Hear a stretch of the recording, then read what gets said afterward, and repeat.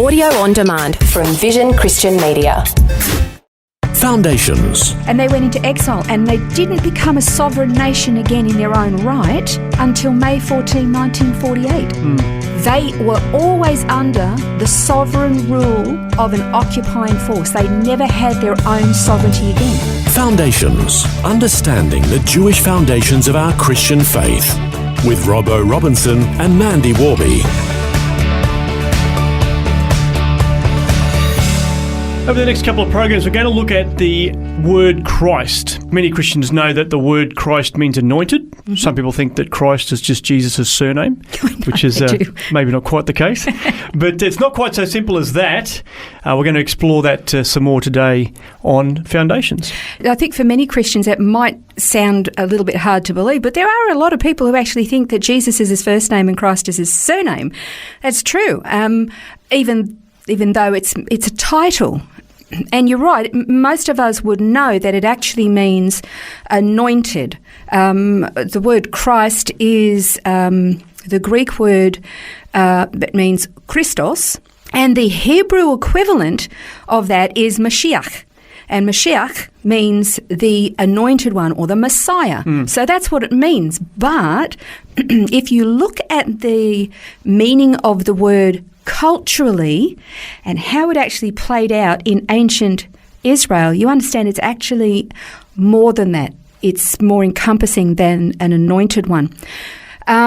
Historically, if a person was anointed in ancient Israel, it meant that they had sacred oil poured on their heads. Now, and this was a signifying demonstration that God had singly pointed out or chosen this person for a particular function or role. Now, sometimes it would be priests. Well, anytime a new priest came, yes, they had to be anointed and made holy, set apart. On rare occasions, it would be for a prophet. Not common, only rare occasions. But typically, when someone was anointed with oil in ancient Israel, it was that because they were a king. So you might say, okay, well, occasionally it might have been them, or it might have been for them maybe once or twice. But everybody knew that if you were anointed with oil, you were being set apart as king. That happened to Saul, and it happened to David. And so that is what people knew. So now we could turn around and say, okay, well, so it means that he's the anointed one. He is the Messiah. And therefore, okay, he was a king. But I want to actually unpack what it meant to be a king over this program and in the next one as well, to show you how Christ is the fulfillment of this. It's really quite amazing. Now, you remember we've mentioned before how there was the time when David, he was anointed as a king to be the next king of Israel when he was just a teenager. That's right, yes, he was just a young guy. Yeah, he was just a, whippersnapper, and his older brother was saying, you little punk, what are you doing here by the battle? Where are the sheep? You're slacking on the job. He was just a teenager. But he had been anointed to be the next future king of Israel. So then when you jump forward a few years, David's hiding in the cave and King Saul comes in to relieve himself. David sneaks up, as we've read before, cuts off the hem of his garment, which is a questioning of his authority, and his guys are saying, this is your chance. That's You've right. been anointed to be king. You've been set apart. Now's the chance. Take the throne. God's delivered him into your hands. Yeah, but David was regretful that he'd been disrespectful, cutting off his robe, and he says no. He said, and in David's mind, yes, I've been anointed to be the next king of Israel, but Saul was equally anointed.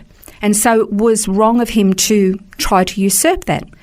All things in God's timing. So David was very conscious of that. Now, the other thing about being a king is also that it holds for us, we look at Jesus, again, there's this Greek mindset against the Hebrew mindset, which is very literal, physical, practical. The Greek mindset is that it's all spiritual, analytical. So yes, he's a king, but he is a spiritual king. And we forget that we're talking about a real kingdom. Now, Jesus Christ is coming back as a king, but is he coming back to a physical throne or is it just a spiritual one? Again, we mentioned in previous programs about the prophecies that Jacob had for his sons. And Genesis 49:10, he said the scepter, what was the scepter? It was the sign of authority that a king had. The scepter shall not depart from Judah, that's Israel, nor the ruler's staff, that's talking about a sovereign ruler, from between his feet until Shiloh comes. And to him, that is Shiloh, when Shiloh comes, the Messiah, shall be the obedience of the people. So who do a national people obey? They obey their sovereign. They obey a monarch. So it's talking about a king here. And the Jewish religious leaders at the time of Jesus' ministry, they were expecting Messiah to come as a king to overthrow the Romans and establish a kingdom from Jerusalem that would actually be throughout the whole earth. He would finally bring peace and full redemption. They were anticipating a king. Even the disciples were, weren't they? Because they asked him, "Are you going to establish a kingdom now? Is it now? Yeah, are you going to we're take hanging up the on throne?" this, Lord. Yeah, that's exactly right. And so we're talking about a physical, literal kingdom. And the thing is that God promised that David's throne would be eternal. And after Solomon, actually, if you read about Solomon, Solomon was the wisest, the wisest king, and he had an era of absolute peace. Solomon never went to war during his reign.